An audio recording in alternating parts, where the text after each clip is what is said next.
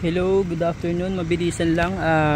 Ako nga pala si Lester. Dito ngayon tayo sa boardwalk. Bali,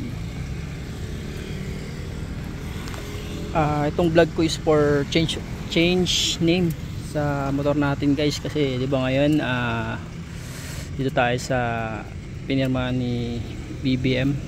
Kailangan natin pa-change name yung motor. Bali, sasabihin ko lang sa inyo yung nilakad ko step by step. Ito na siya ngayon. Nakuha ko na yung ORCR. Pangalan ko na to. Balang kailangan lang po natin first step, punta po tayo sa LTO. Kailangan po natin ito, sir, to. Hindi po tayo ng requirements for change of ownership.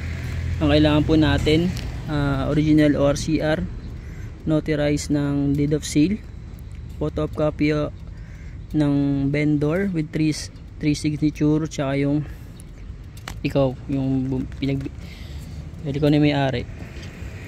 Tapos punta ka ng HPG clearance. Bali, ang nagastos ko nga pala dito, price reveal, almost 3,000 guys nagastos ko dito. 1 to yung HPG. Tapos pumunta ako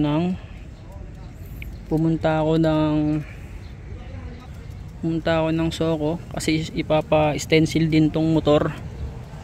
Nagbayad ako ng 300 pesos. Tapos bumalik ako sa HPG, nagbayad ako ng 600 para sa clearance. Magbabayad ka rin doon ng 700 para sa land bank.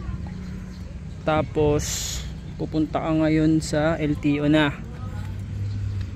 Pagpunta mo ng LTO, magbabayad ka ng 60 pesos pag wala kang violation, guys. 60 pesos ang babayaran mo pag walang violation ng motor mo.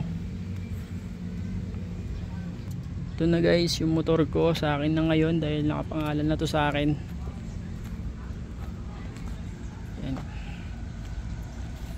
Pangalan na sa akin yan, guys.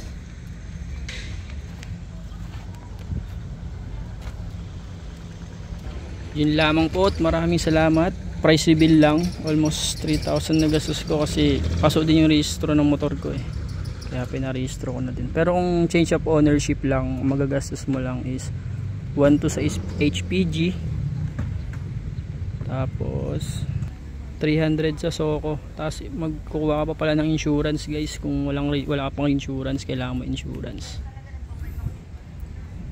Ang insurance is nasa 500 plus.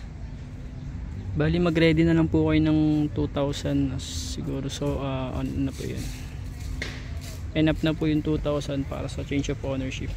Yun lamang po, thank you.